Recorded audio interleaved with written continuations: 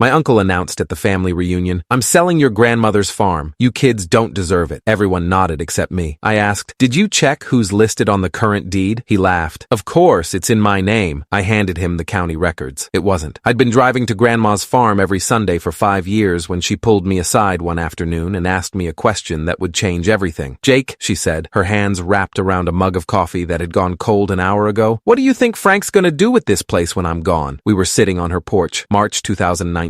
The fields stretched out green and endless, the barn standing crooked but proud against the horizon. She was 78, still sharp, still strong enough to work the garden and feed the chickens and lecture me about not settling down. "I don't know, Grandma." "Yes, you do." I looked at her. "He's going to sell it." She nodded slowly. "Been getting calls from developers for 3 years now. They want to put up a shopping center. Frank thinks I don't know, but I hear him on the phone sometimes when he visits. 'Just wait,' he tells them. 'Give me time.'" My stomach turned. "Grandma, I'm not stupid, Jake, and I'm not sentimental about death. I know what's coming." She set down her mug. "But I need to know something. If I gave you this farm, all of it, legal and binding, would you keep it?" I didn't hesitate. "Yes." "Even if it meant going against the whole family?" "Yes." "Even if they hated you for it?" "Grandma, I come here every week. I fix your fences. I mow your fields. I care about this place. If Frank sells it, everything you and Grandpa built disappears, gets paved over for a parking lot." She studied my face for a long time. Then she smiled. "Good. I'll call Martin tomorrow." Martin Chen had been the family lawyer since before I was born, handled Grandpa's will when he died in 2005, handled property disputes and business contracts and every legal thing the family needed for 30 years. 2 weeks later,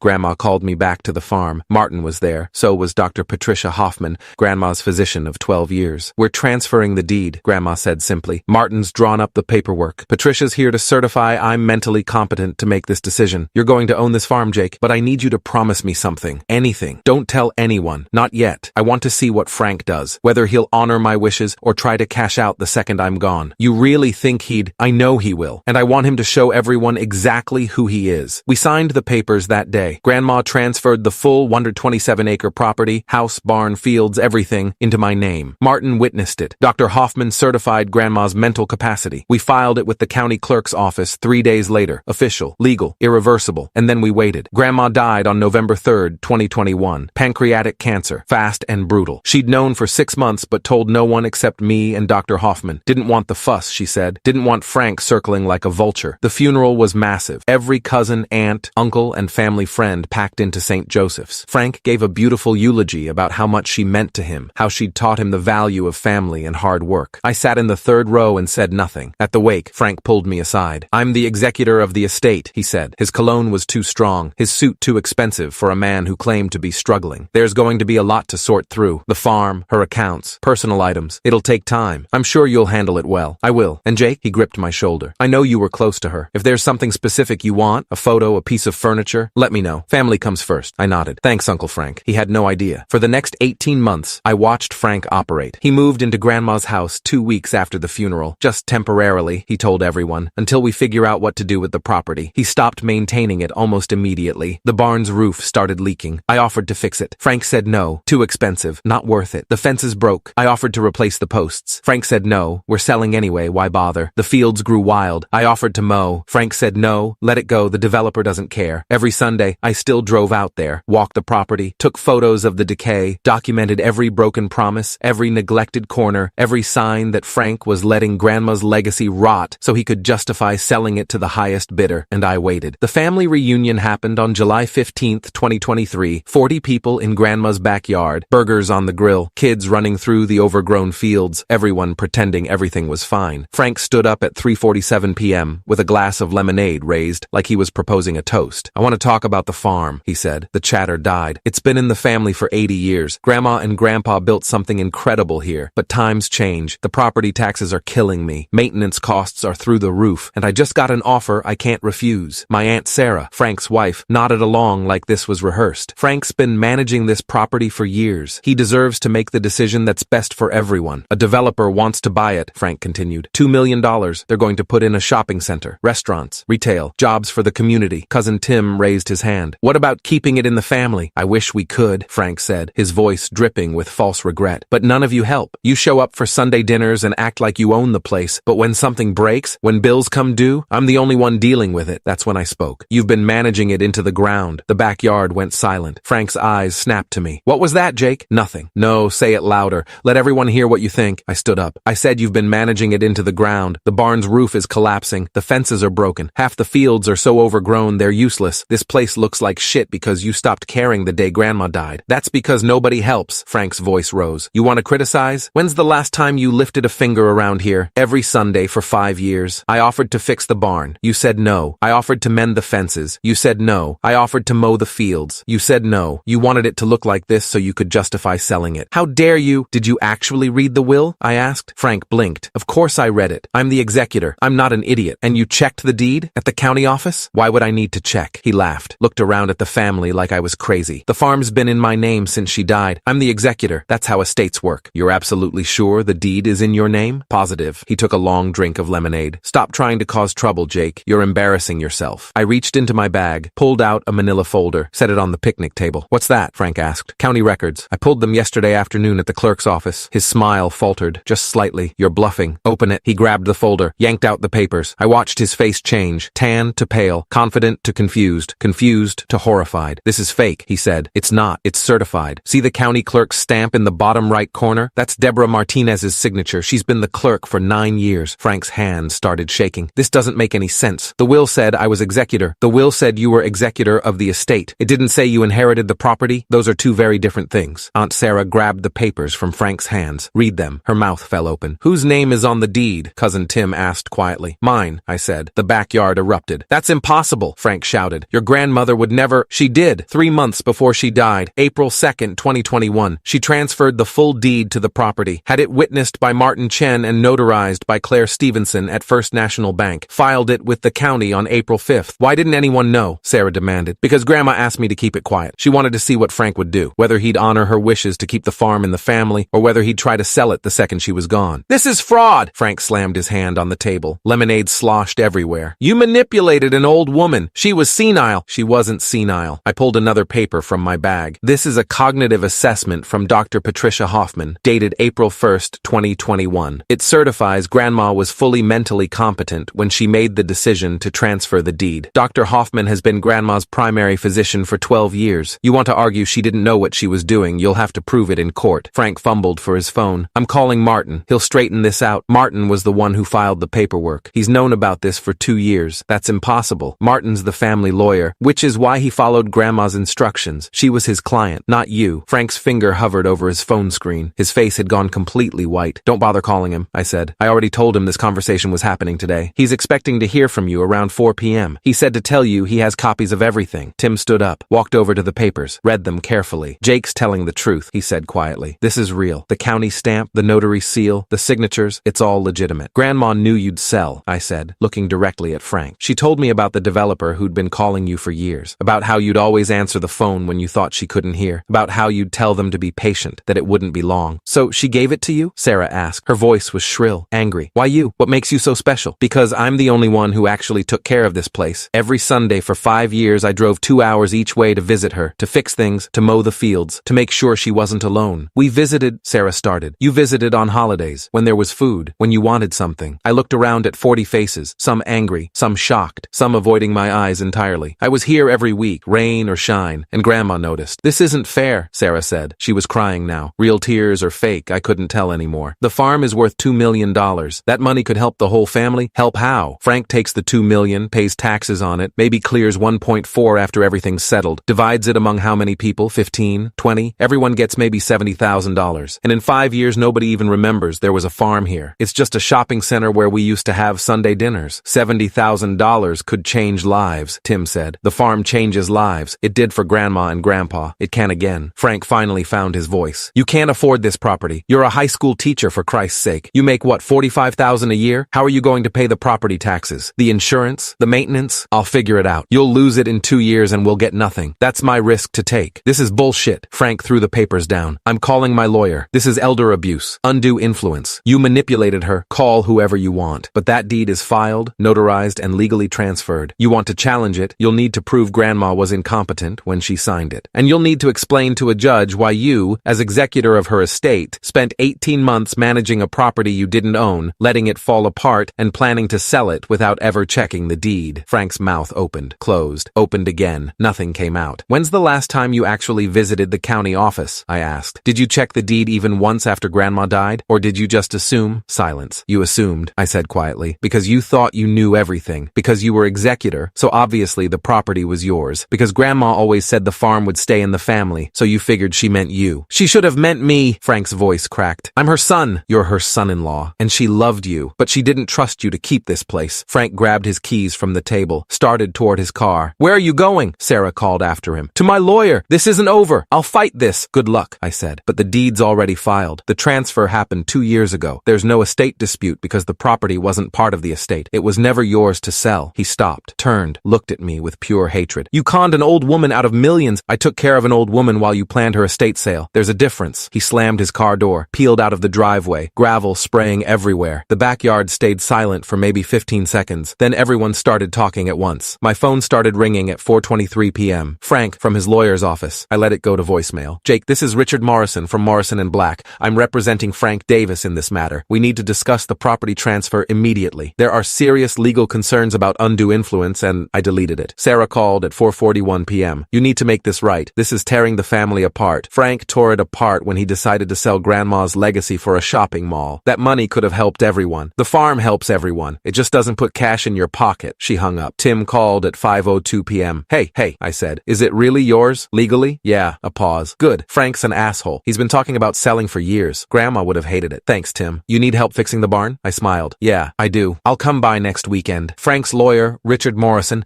sent me a formal letter on July 18th. It claimed undue influence, elder abuse, demanded I voluntarily transfer the property back to Frank's name or face a lawsuit. I forwarded it to Martin Chen. He called me at 10:23 a.m. Jake, I've read Morrison's letter. It's bullshit, but we need to respond properly. Can you come to my office tomorrow? I took a personal day from school, summer session, thankfully quiet, and met Martin at 2 p.m. Martin Chen was 63, silver hair, calm demeanor, the kind of lawyer who'd seen every family fight imaginable and stopped being surprised by human greed decades ago. They're going to argue your grandmother wasn't competent, he said, that you manipulated her. But Dr. Hoffman certified, I know, and we have her assessment, but they'll find their own doctor to say she had diminished capacity. He leaned back in his chair. Here's what's going to happen. Morrison will file a complaint. We'll respond with the medical records, the notarization, my testimony as the witnessing attorney, and the bank notary's statement. We'll prove the transfer was legitimate. How long will that take? 6 months, maybe 8. But Jake, they're going to make this ugly. They'll question your relationship with your grandmother. They'll dig into your finances,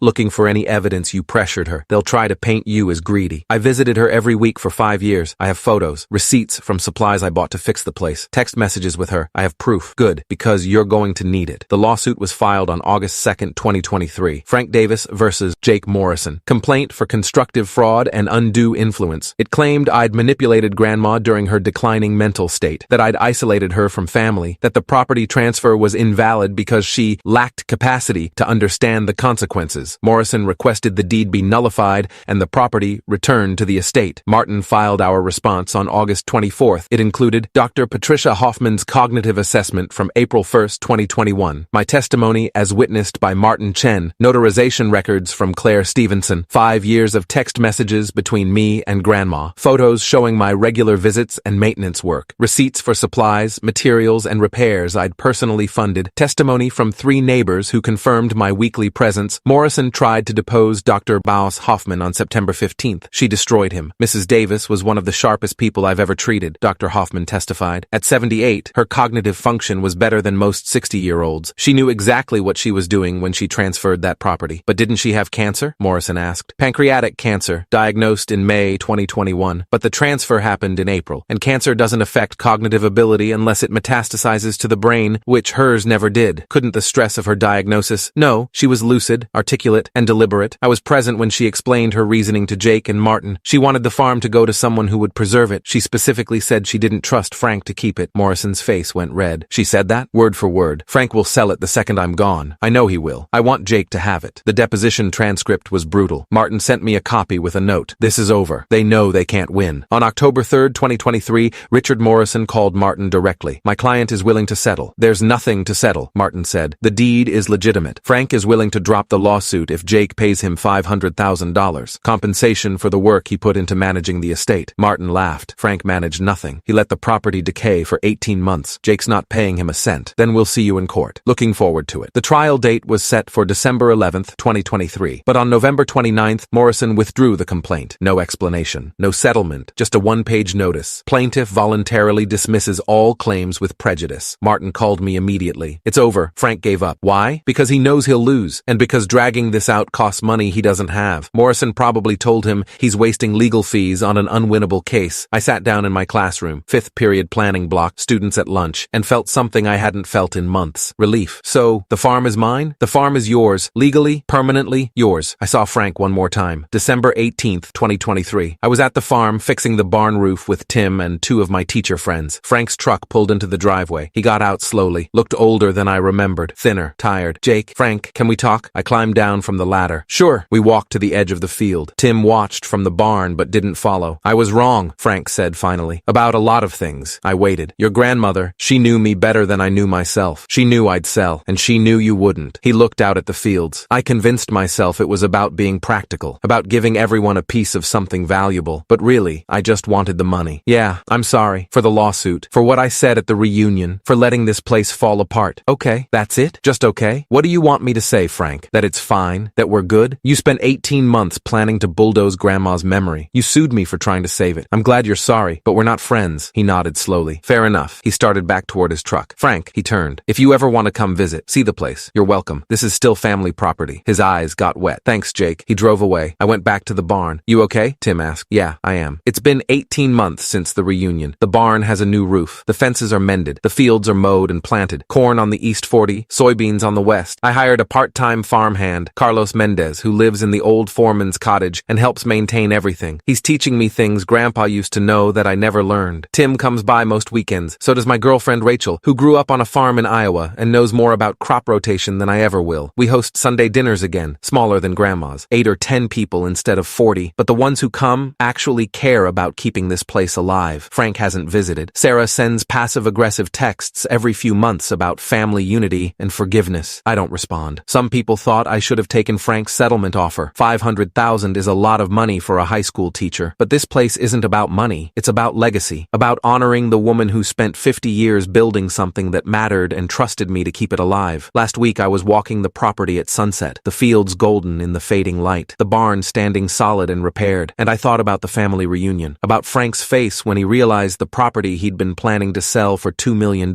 had never been his, about 40 relatives watching him learn that the grandson he'd called ungrateful was the only one Grandma trusted enough to fight for what she'd built. I didn't smile, didn't feel vindicated or triumphant, just grateful, because the uncle who'd spent 18 months telling everyone the family farm was his, who'd announced his plans to pave over 80 years of history for a shopping mall, had driven away in a cloud of gravel and rage, learning too late that the executor who'd never bothered to check the county records had been managing property he'd never owned, in front of 40 witnesses who'd now watched the truth explode in his face, and Grandma, wherever she was, finally got to see exactly what kind of man Frank really was, just like she'd planned all along.